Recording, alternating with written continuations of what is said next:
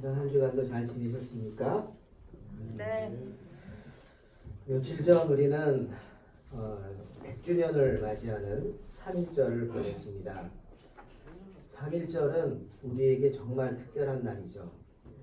우리는 많은 아픈 역사가 있습니다. 그 많은 역사 가운데 여기까지 왔다는 게 참 대단하다고 아마 스스로를 칭찬해도 될 것 같습니다. 3.1절은 온 국민이 자발적으로, 누가 시킨 게 아니라 자발적으로 일본의 침략에 맞서서 자발적으로 목숨을 걸고 독립을 외쳤던 대한독립 만세 운동이었습니다. 독립선언문 기록한 33명 중에서 16명이 기독교인이었습니다. 그처럼 3.1운동의 핵심이 우리 신앙인들이라는 거죠. 물론 우리가 약해서 당하긴 했습니다. 일본이라는 나라는 정말 가깝죠. 하지만 그만큼 너무도 먼 나라입니다. 두 얼굴을 가졌다? 아마 이렇게 표현해도 될 겁니다. 2000년 전부터, 2000년 전 우리 신라시대 때부터 왜구들의 만행, 또 임진왜란, 그 만행, 정유재란 만행, 그리고 최근에도 강제노역과 종군 위안부 문제로 아직까지도 해결되지 않은 45년간의 한일 합방의 만행, 그들이 저지른 끔찍한 만행들을 보면 왜 우리가 설교 시간에 이런 표현해도 될지 모르겠는데 일본이 싫은지 모르겠어요. 일본이 그냥 싫잖아요. 아마 이런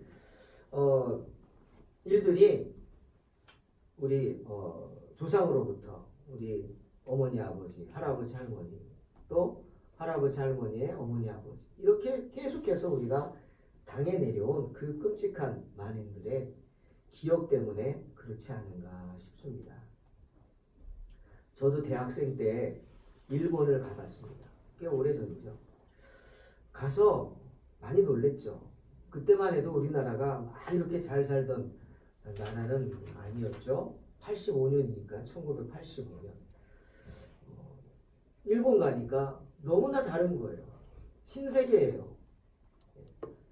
저도 학교 다니면서 그런 얘기 많이 들었잖아요. 일본에 대한 반감, 막 나쁜 짓 한 거 뭐 구체적으로.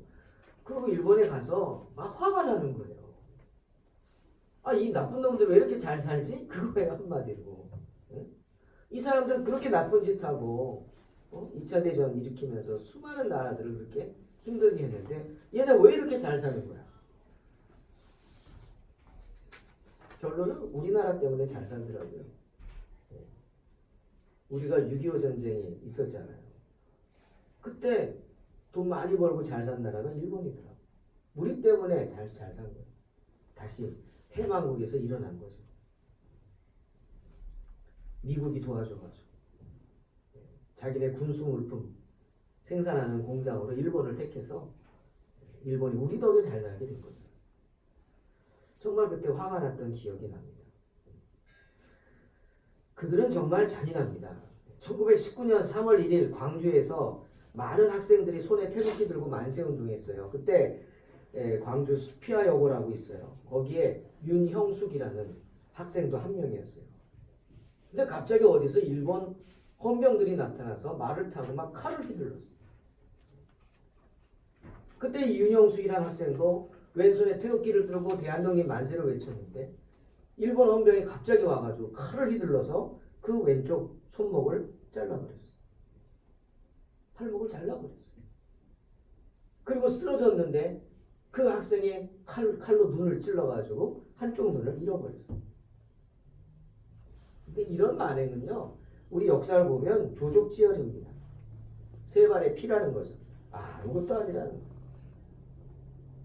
주님의 사랑으로 용서하라고 해도 쉽게 마음을 열 수 없는 게 우리 현실입니다. 내가 뭐 직접 당한 건 없어요. 그때 대학생 때 일본 학교에서 세미나 간 건데 일본 대학생 만나가지고 같이 교류하는데 얼마나 잘하는지 몰라요. 좀 너무 얘 왜 이러지? 이럴 정도로 잘하는 거예요. 개인적으로. 그런데 실제는 그렇지 않더라는 거죠. 오늘까지도 남의 땅을 자기 땅이라고 우기고 법원에서 강제징용 판결이 났는데 배상 아니라고 인정하지 않고 잡아떼면서 험악하게 하지 않습니까? 주님이 너희 원수를 사랑하라 하셨습니다. 우리는 순종해야죠. 어떻게든 사랑하고 용서하려고 해야 합니다. 그런데 다시 얘기하지만 잘못했다고도 하지 않는데 용서하면 나는 바보죠.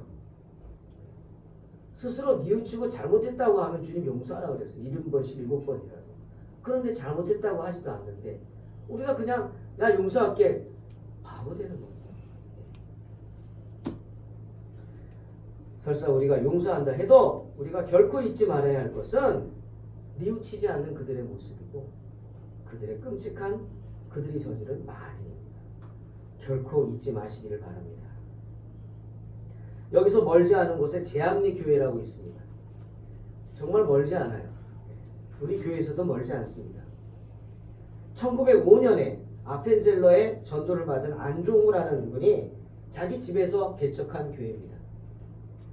그 후 교인들이 증가해서 11년에 6년째 되던 해 제암리에 교회를 신축을 했습니다. 새로 잘 지었습니다. 그리고 19년에 만세운동이 일어난 거예요. 그 여파로 3월 31일 날 장날 제암리 청년들이 장에서 만세운동을 일으켰어요. 1000명이나 되는 많은 사람들이 장에 모여서 만세운동을 했어요. 그 일본 혁명들이 어떻게 했을까요? 무력으로 진압을 했죠. 아주 또 만행을 저질렀습니다. 그 후에 4월 15일에 일본 보병 79연대 소속이래요. 육군 중위. 이름이 아리타 도시오라는 군인이 책임자인데 주민들을 불러 모아놓고 이렇게 말합니다. 우리가 지난번에 저질렀던 그런 일들을 사과할 거다. 그러니 다 모여라.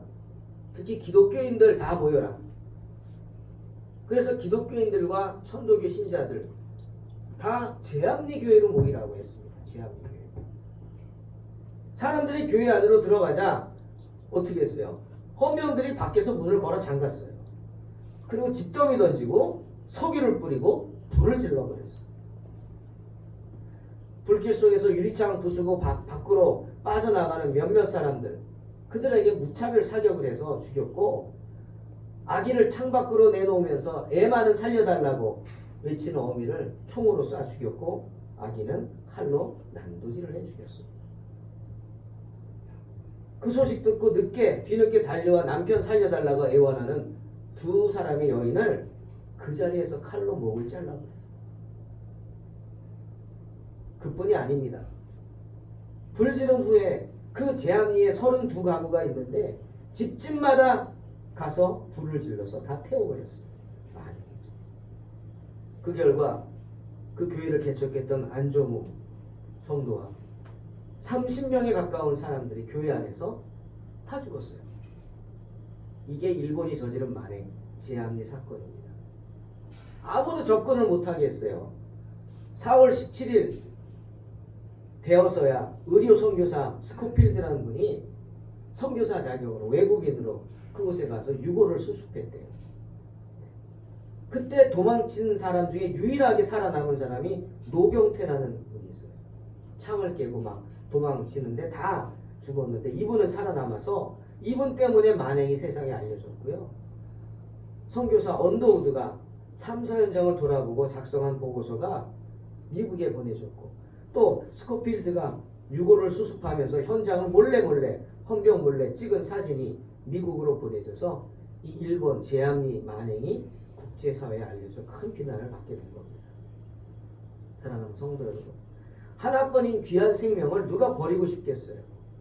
그때 이런 일이 있었대요. 이 노경태라는 분의 증언입니다. 교회 모여 있는데 이 아까 그 아리타 도시오 일본군 헌병이 사람들 모아놓고 나가다가 갑자기 돌아서서 이렇게 묻더래요. 도대체 기독교가 뭐냐? 이렇게 묻더래요. 도대체 너희 믿음이 뭐냐? 너희가 믿는 게 뭐냐? 이렇게 묻더래요. 그래서 그 교회를 세웠던 그 안종우 장로님인지 모르겠는데 그분이 설명을 했대요. 복음을 전했대요. 그러자 듣는 놈만은 그냥 나가버리고 불을 질러버립니다. 여러분, 이 아리따 도시오라는 군인이 왜 가다가 말고 돌아서서 난데없이 이런 질문을 했을까요? 뭔가 느낀 거 아닐까요? 이분들은 그 안에서 험한 꼴 당할 걸 각오를 하고 모인 거예요. 기독교인들 와라 그랬는데 왔어요. 이 자체가 뭡니까? 죽기를 각오한 거죠. 그냥 지나가던 사람 붙잡아다가 교회로 막 밀어넣은 게 아니에요. 그 마을에 기독교인들 다 모여라. 그래서 모인 거라고. 이건 죽기를 각오한 겁니다. 그런 그분 우리 성도들의 모습 속에 그 장엄한 모습 속에 뭔가를 느꼈기 때문에 어떤 두려움을 느꼈기 때문에 도대체 기독교가 뭐냐? 도대체 너희 믿음이 뭔데? 죽을 줄 알면서 오라 그런다고 오냐? 이렇게 묻는 거 아닐까요? 창을 깨고 나온 몇몇 사람 빼고는 많은 분들이 대부분의 제한리 교인들은 그 자리 떠나지 않고 기도하면서 찬송을 부르면서 총에 맞아 죽고 불에 타 죽어 그 믿음을 지켰다고 합니다. 순교한 거죠. 그렇게 믿음을 지키며 죽어간 사람들을 보면서 주님이 뭐라 하실까요? 아유, 왜 어리석게 거기 있었어? 도망가지? 라고 하실까요? 아니죠. 칭찬하셨을 겁니다. 제한리 교인들은 참으로 주님께 칭찬 듣는 사람들이었음을 믿습니다. 사랑하는 성도 여러분, 마태복음 7장 21절에 주님 이렇게 말씀하셨죠. 나더러 주여 주여 하는 자마다 천국에 다 들어갈 게 아니다. 다만 하늘에 계신 내 아버지 뜻대로 행하는 자라야 들어간다. 말씀하셨어요. 또 오늘 본문에서 뭐라 그랬어요? 그때 사람들이 너희를 환난에 넘겨준다. 너희를 죽일 거다. 너희가 내 이름 때문에 모든 민족에게 미움받을 거다. 서로 잡아 죽이고 미워할 것이다. 거짓 선지자가 많이 일어날 것이다. 미혹할 것이다. 불법이 성할 것이다. 많은 사람의 사랑이 식어지리라. 누구를 향한 사람? 주님을 향한 사랑이 식어지는 시험 앞에서. 관심을 빼앗긴단 말이에요. 주님을 생각하는 관심이 다른 데로 가는 거예요. 세상으로 가는 거예요. 네? 세상에 많은 유혹들로 가는 거예요. 하지만 끝까지 견디는 자는 구원을 얻을 것이다. 주님 다시 한번 믿음을 가진 자들의 모습에 대해 말씀하십니다. 여러분, 믿음은요 한번 갖고 마는 것이 아닙니다. 내가 믿었다고 끝나는 게 아니에요. 교회에 한번 왔다고, 교회 가서 세례 받았다고 그 사람이 천국 갑니까? 아니란 말이에요. 나더러 주여 주여 하는 자마다 천국에 다 들어갈 게 아니다 그랬어요. 그럼 누가 들어가요? 하늘에 계신 아버지의 뜻대로 행하는 자예요. 누구예요? 자기의 믿음을 지키는 사람이에요. 한번 믿고 마는 게 아니라 내 믿음을 지키는 사람, 그 사람이 천국에 가는 줄 믿으시기를 주의 이름으로 축원합니다. 믿음? 세상 유혹으로부터 끝까지 견디면서 지키는 것입니다. 지켜야 돼요. 어떤 사람을 칭찬하신다고요? 주님께 칭찬드는 사람이 어떤 사람들이라고요? 주님을 먼저 생각하면서 주님의 일에 힘쓰는 사람들 아닐까요? 예. 주님의 일에 힘쓰는 사람들이에요. 내 일처럼 여기면서 우선순위를 하나님의 일에 두고 힘쓰는 사람들이에요.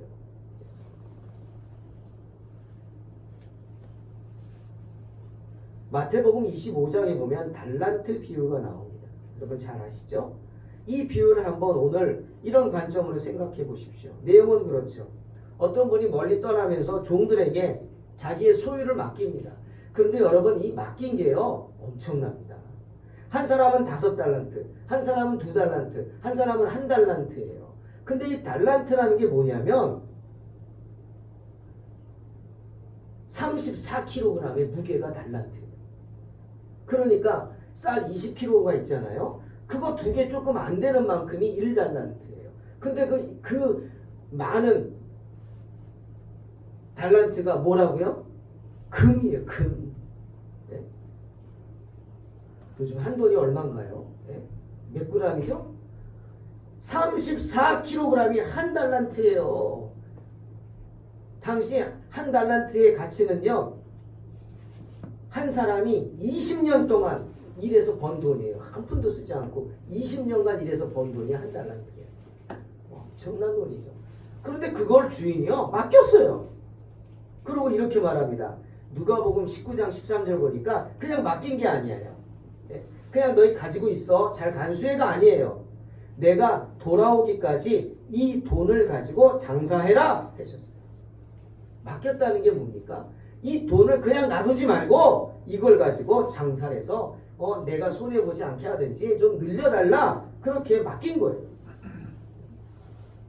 근데 그 종들이 어떻게 했어요? 5달란트 받은 사람, 2달란트 받은 사람은 그 말씀에 순종했어요. 그래서 나가서 열심히 장사했어요. 각각 5달란트, 2달란트 남겼어요. 근데 문제는 이 1달란트 받은 사람이에요. 이 1달란트 받은 사람은요, 그 달란트를 몰래 아무도 모르는 곳에 가서 땅에 파묻어뒀어요. 왜 그랬느냐? 마태복음 25장 25절에 그래요. 무서워서 그랬다. 주인이 무서워서 그랬다. 당신은 보통 사람이 아니지 않냐고. 나 무서워서 잃어버릴까. 혹시 장사해서 원금 실패해서 원금 까먹으면 어떡하지? 그 걱정에 돈을 땅에 파묻어 버렸다는 거예요. 여러분 이 말 속에는 어떤 마음이 들어간 줄 아십니까? 네? 주인은 상관하지 않겠다. 주인의 마음이 어떻든 관심 없다는 거예요. 내가 중요하단 말이에요. 내가 이 일 때문에 당하게 될 어려움만 생각했지 주인이 어떻든 생각 안 한 거예요. 이게 그 종의 마음이에요. 그러니 주인에게 뭐라 그럽니까? 나중에 돈을 주인이 오자 땅에 파묻었던 거 끈에다가 갖다 주면서 이렇게 말합니다. 보세요. 당신에게 여기 있습니다. 받으셨죠? 이게 그 종의 말이에요. 보시라. 당신 돈 여기 있는데 이거 그대로 드립니다. 받으셨죠? 빨리 받으세요. 받으셨죠? 이게 그 종의 마음입니다. 이제 돌려줬으니까 나는 이제 상관없다는 거예요. 난 아무 책임도 없다는 거예요. 완전히 남의 일처럼 말을 하죠. 잃어버리지도 않았습니다. 그냥 그대로 있습니다. 그러니까 난 이제 끝났습니다. 가져가시오. 이거. 여러분이 주인이라면 듣고 얼마나 기가 막힐까요? 1달란트 금 34kg이면 이게 돈으로 얼마입니까? 몇 억은 하지 않을까요? 네. 요즘 남의 돈 빌리는 게 얼마나 힘듭니까? 네. 목사님들 만나면 빚이 얼마 막 빚자랑이에요. 그러면서 이렇게 말해요. 우리 주의 종은 빚 가운데로 간다고. 맞죠? 빚 가운데로 간다고 얘기해요. 그때 서로 얘기합니다. 아이고 빚을 많이 얻는 것도 능력입니다. 그래요. 그렇죠 여러분? 빚을 많이 얻는 것도 능력이에요. 누가 돈 빌려줍니까? 안 빌려주지. 네? 안 해줘요. 누가 대출을 해줘요? 목사님들은 안 해줘요. 뭐가 있어야 해주지 안 해줘요. 힘들단 말이에요. 그런데 아무것도 없는데 뭐가 있겠어요? 종이 뭐가 있어요? 아무것도 없는 종한테 그 큰 돈을 훅 맡깁니다. 5달란트면 이거 몇십억이거든요. 1달란트는 몇 억이고 그냥 맡깁니다. 얼마나 감사합니까? 이게 바로 은혜 아닙니까? 한번 마음대로 해봐. 이거 줄 테니까 내가 가서 얼마나 있을지 모르지만 올 때까지 네가 이거 갖고 마음대로 장사를 하든지 뭘 해봐. 정말 은혜죠. 정말 은혜입니다. 그런데 그렇게 큰 은혜를 받았는데 내 일이 아니라고 남의 일이라고 생각하면서 땅에 파묻어 버립니다. 예? 도대체 이 1달란트 받은 사람은 어떤 사람일까요? 아마 그랬을 거예요. 장사? 난 장사 못해. 장사를 하는 게 쉬우냐고 못한다. 그렇죠. 여러분 장사하는 게 얼마나 힘듭니까? 남의 마음을 움직여가지고 내 것을 사게 한다는 거. 이게 얼마나 힘듭니까? 어떤 분은 교회 개척도 장사와 같다고요. 근데 저는 그렇게 생각하지 않아요. 개척은 내가 남의 마음을 움직이는 게 아니에요. 내가 하는 게 아니잖아요. 나는 그냥 순종하고 내가 있어야 할 자리를 지키면 돼요. 그 다음 누가 하세요? 하나님이 하십니다. 아멘? 하나님이 하나님의 사람들을 보내주시고 하나님이 저울로 재가지고 요만하면 됐다. 그럼 그때 이제 하나님이 은혜를 쏟아 부어주실 줄로 믿습니다. 여러분도 마찬가지예요. 그러니까 하나님의 저울에 달려서 그 저울에서 통과할 때까지 버텨야 돼요. 자리를 지켜야 돼요. 떠나지 말아야 돼요. 그렇게 하나님의 마음에 합당한 사람이 되시기를 주의 이름으로 축원합니다. 힘들죠. 근데 그 버티는 게 얼마나 힘듭니까? 정말 힘들죠. 싫다는 거예요. 그래서 내가 왜 그러냐고, 내가 왜 고생해, 내 것도 아닌데 이거 다 하면 다 주인이 도로 갖고 갈 건데 내가 뭐 하냐고, 그런 마음에 땅에 파묻어버린 거죠. 이게 악한 마음이에요. 때문에 그 주인이 와가지고 뭐라 그럽니까? 악하고 게으른 종이라고 책망하는 거예요. 그리고 아주 당연한 얘기를 합니다. 그래? 하기 싫어? 그러면 네가 조금만 마음이 있었으면, 조금만 나를 생각했으면, 그렇게 장사하기 싫고 겁이 나고 두려우면 땅에 파묻지 말고 차라리 남을 빌려주든가. 빌려주면 이자 받을 거 아니에요. 그럼 빌려주는 것도 두려워, 무서워, 돈 떼먹일까 봐? 그러면 은행에 맡기지 라고 말씀하십니다. 은행에 맡기면 작지만 이자가 그래도 붙을 거 아니냐고. 왜 그런 생각도 안 하냐? 너는 나를 전혀 생각하지 않고 내 은혜를 무시한 사람, 악한 사람이다 책망하십니다. 얼마나 화가 났으면은 다른 사람들한테 얘기하죠. 이 무익한 종이라고. 이 무익한 종을 바깥 어두운 데로 내어 쫓아라. 거기서 슬피 울며 이르감이 있으리라. 쫓아내십니다. 하지만요 여러분, 마태복음 25장 보니까 다른 종들에게는 그렇게 안 하세요. 5달란트 가지고 5달란트 남긴 종, 2달란트 가지고 2달란트 남긴 종에게 23절에 이렇게 말씀을, 잘했다, 착하고 충성된 종이다. 칭찬을 아끼지 않으십니다. 그리고 또 이렇게 말씀하세요. 내가 작은 것에 충성했기 때문에 내가 많은 것으로 내게 맡기겠다 하시면서 그들에게 줬던 돈과 그들이 그 돈으로 번 돈 다 돌려줍니다. 다시 네가 마음대로 네가 하고 싶은 거 해봐라. 그뿐이 아닙니다. 또 이런 축복을 주십니다. 내 주인의 즐거움에 참여할지어다. 뭡니까? 이제 누리라는 거예요. 너희는 종이 아니다 이거죠. 내 주인의 즐거움에 참여해라. 너희는 이제 더 이상 종이 아니고 나와 함께 즐거워하자는 거예요. 함께 밥도 먹고 함께 여행도 가고 함께 이야기도 하고 너희들이 받은 복, 너희들이 애써서 얻은 복, 그것을 누리는 축복을 가지라는 겁니다. 할렐루야. 여러분, 가장 좋은 축복이 뭔지 아세요? 누리는 축복입니다. 사도 요한도 그랬어요. 사랑하는 자의 내 영혼이 잘된 같이 내가 범사에 잘되고, 그 다음 뭐예요? 강건하기를 바랍니다. 강건한 게 뭐예요? 누리는 축복이에요. 돈 많이 벌면 뭐합니까? 예?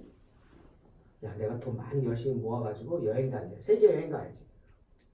돈은 많이 모았어.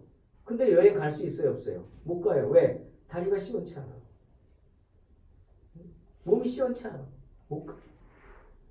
누리지 못하는 거예요. 그냥 그거 싸들고 있다가, 그냥 싸들고 있다가 그냥 잘못되는 거예요. 여러분, 그렇게 살기를 원하십니까? 그렇게 살지 마시기를 주의 이름으로 축원합니다. 하나님의 것을 구별하지 못하는 자는 그렇게 살 수 없습니다. 누리는 축복을 갖지 못한다는 거예요. 하지만 주님 뭐라 그랬어요? 이렇게 하나님의 일에 열심히 있고 자기가 하는 일 가운데서도 먼저 하나님의 일을 생각하면서 수고를 마다하지 않는 사람들에게는 어떻게 하십니까? 놀라운 축복을 주시는 거예요. 칭찬받습니다. 복받습니다. 그 받은 복을 누리는 축복도 받습니다. 그러니 주님의 일을 행할 때 어떻게? 두려워하지 마시기를 주의 이름으로 축원합니다. 한 달란트 받은 사람처럼 두렵다고 꾀를 부리지 마십시오. 주님 분명히 빌립보서 4장 13절에 말씀하셨어요. 내게 능력 주시는 자 안에서 내가 모든 것을 할 수 있느냐. 이 말씀이 뭐예요? 주의 일을 행할 때 주님은 그 일을 맡긴 자에게 뭘 주신다고? 능력도 주신다는 거예요. 내가 어떻게 하고 파묻지 말라는 거예요. 할 수 있기 때문에 하나님이 맡기시는 겁니다. 아멘. 네. 풍성한 수확물만 주시는 게 아니에요. 그 수확한 것을 맛있게 먹을 수 있는 건강도 주실 줄로 믿습니다. 큰 물질만 주시는 게 아니에요. 그 물질을 다스릴 수 있는 지혜도 주실 줄로 믿습니다. 그게 주님의 은혜입니다. 주님 우리에게 큰 직분과 큰 권세를 주실 뿐 아니라 그 일을 함께 행할 수 있는 뭘도 줘요? 돕는 자도 붙여주실 줄로 믿습니다. 내가 할 수 있기 때문에 주님이 맡기신 거예요. 기억하십시오. 내가 할 수 있으니까 주님이 맡겨주신 거예요. 그러니 그 직분을 받기까지는 시간이 걸리죠. 왜? 직분을 감당할 능력을 주님이 주시는 과정이니까. 여러분이 그 과정이 되면은 그 단계에 올라서면 하나님이 엄청난 축복을 주실 줄로 믿습니다. 그 다음 뭐예요? 누리는 것만 있는 거예요. 누리는 것만. 그러니 두려워하지 마십시오.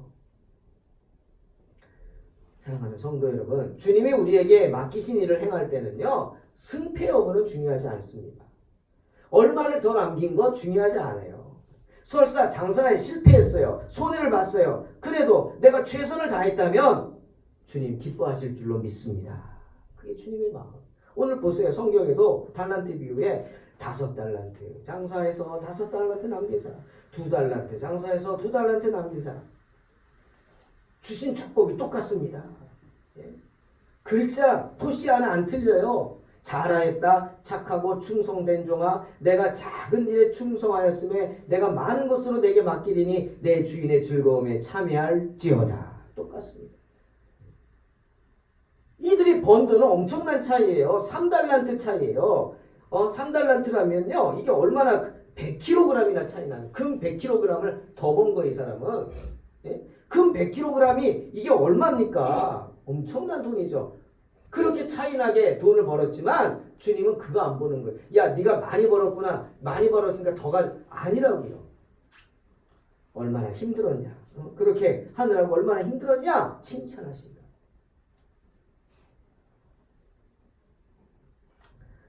사랑하는 성도 여러분, 주님은 결과만 보시지 않습니다. 결과만 보시지 않아요. 수단과 방법을 가리지 않고 뭘 이뤘다 보시지 않습니다. 교회도 마찬가지입니다. 어떤 때는 답답하고 어떤 때는 화가 나잖아요. 교회들이 전도해야죠. 전도하지만 자기네 교회만 생각하고 남의 교회를 짓밟는 행위들은 결과만 보는 거예요. 어떻게든 우리 교회만 사람들 많으면 되겠다. 다른 교회는 어떻게 하든 다른 교회 작은 교회 목사님들의 마음은 어떻든 짓밟고 마음들 그런 마음은 절대로 하나님이 기뻐하지 않을 줄로 믿습니다. 왜? 주님은 결과만 보지 않기 때문에. 우리가 얼마나 주의 말씀에 순종하면서 최선을 다했는지 얼마나 주의 일에 힘썼는지 주님은 그것을 보십니다. 주님은 이렇게 내 일이 아니라 주의 일에 힘쓰는 그런 사람들을 칭찬하십니다. 그리고 한 가지 더. 주님은 어떤 사람들을 칭찬합니까? 당당한 사람들을 칭찬하십니다. 담대하다고 표현하죠. 저는 당당한 것을 말합니다. 담대하니까 당당하죠. 내가 당당할 수 있는 건 담대하니까 그런 거예요. 주눅들지 않는 거예요. 세상 권세. 주눅들지 않아요. 여러분 세상에 나아가 주눅들지 마시기를 주의 이름으로 축원합니다. 왜? 하나님의 자녀이기 때문이에요. 우리는 하나님의 일을 행하는 사람들이기 때문이에요. 마태복음 27장 19절에 보면은 여러분이 잘 아는 분 나옵니다. 아리마대 요셉이에요. 누군지 아시죠? 예수님을 십자가에 못 박게 내어준 날 총독 본디오 빌라도는 두려움에 떨고 있었어요. 왜? 첫째는 생전 말도 안 하는 아내가 사람을 보냈어요.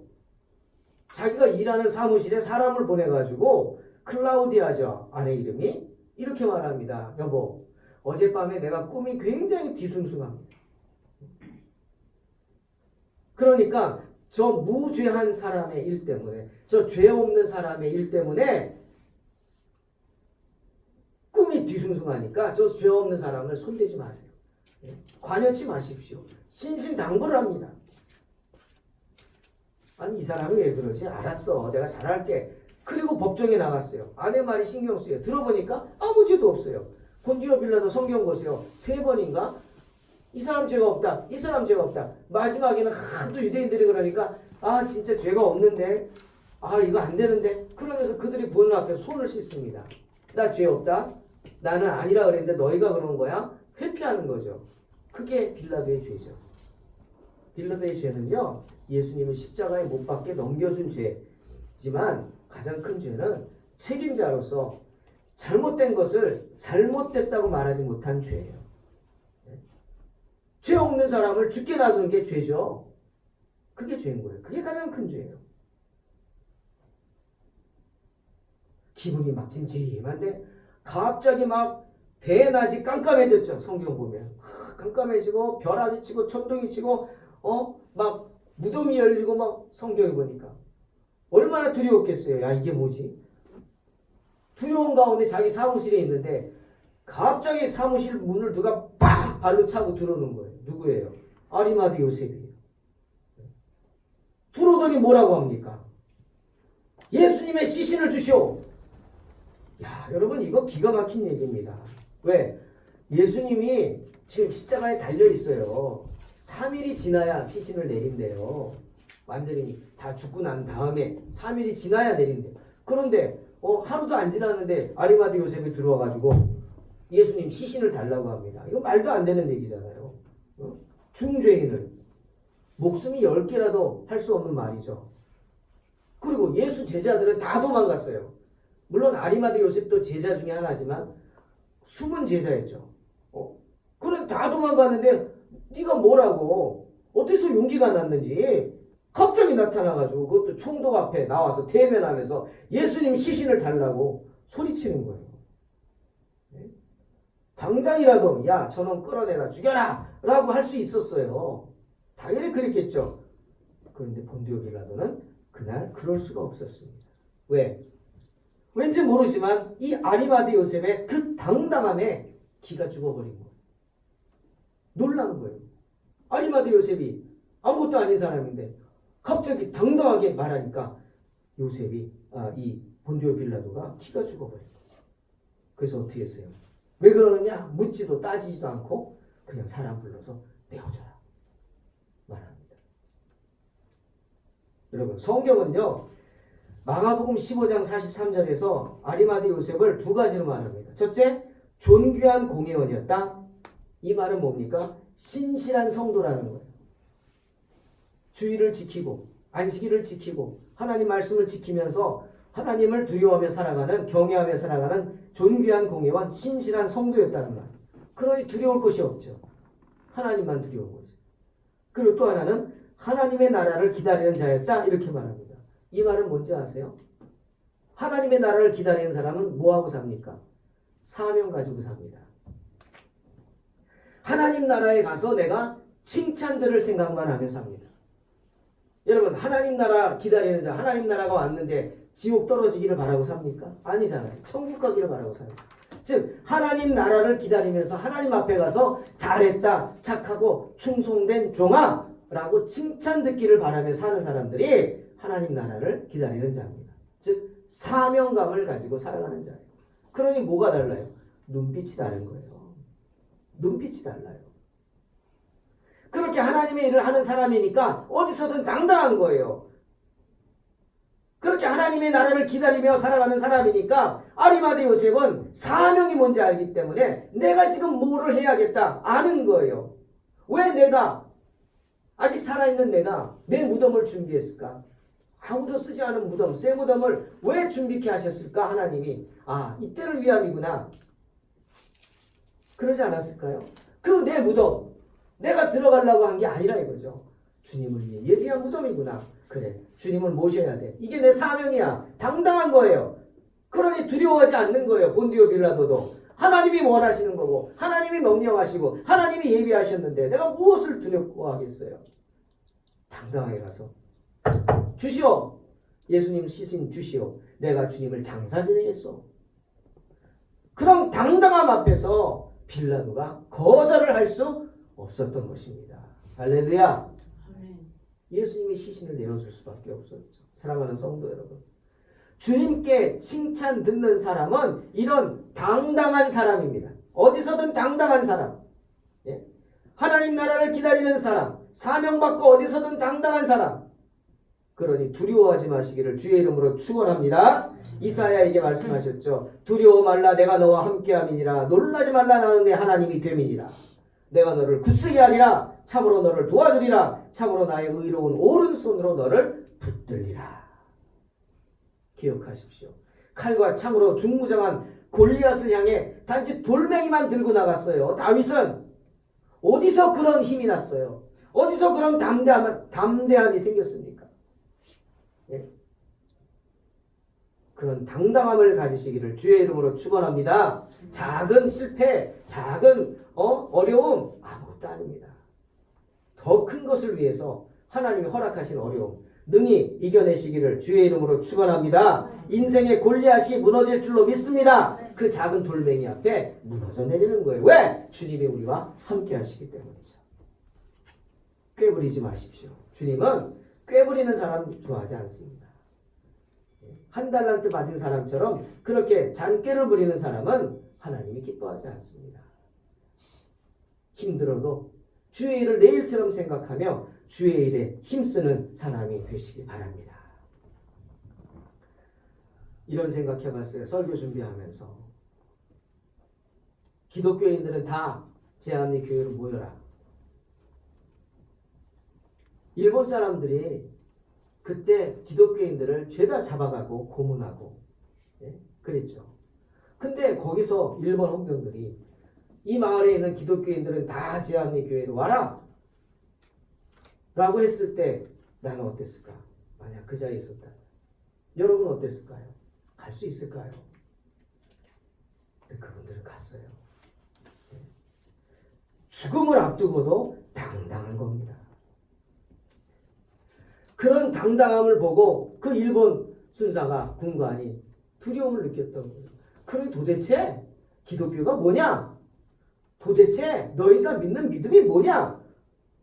때문에 주눅이 들었기 때문에 물어본 거 아니겠습니까? 사랑하는 성도 여러분, 주의 자녀됨의 증거는 뭡니까? 뭐예요? 당당함입니다. 주의 자녀의 증거가 뭐라고요? 당당함. 내가 예수 믿는다는 것을 밝히기를 두려워하지 마십시오. 씻기도 하는 거 두려워하지 마시고요. 전도하기를 두려워하지 마십시오. 그것이 저와 여러분의 상급이 될 줄로 믿습니다. 세상 권세에 굴복하지 않는 당당함, 세상 유혹에 우리 믿음을 빼앗기지 않는 그런 당당함, 언제나 그런 당당함으로 승리하는 복된 성도가 되시기를 주의 이름으로 축원합니다. 기도하겠습니다. 하나님 감사합니다. 언제 어디서나 성도로서 주님을 믿는 자녀로서 당당한 삶을 살게 하여 주시옵소서. 하나님 보시기에 부끄럽지 않도록 행하게 하시고 우리가 하는 일을 통해서 놀라운 하나님의 능력과 권세가 따라가게 하여 주시옵소서. 주의 이름으로 행하게 하소서. 나사렛 예수의 이름으로 선포하게 하시며 모든 것 가운데 특히 병마 가운데 주의 이름으로 선포함으로 병마를 이기는 능력을 주시고 인생의 어려움 가운데 주의 이름으로 선포함으로 그 어려움들을 발로 밟고 일어설 수 있는 축복을 더하여 주시옵소서. 우리 동탄 소망교회 가운데 이런 주님의 당당함이 언제나 차고도 넘칠 수 있도록 우리 성도들의 가정을 축복하여 주시옵소서. 예수님의 이름으로 기도하옵나이다. 아멘.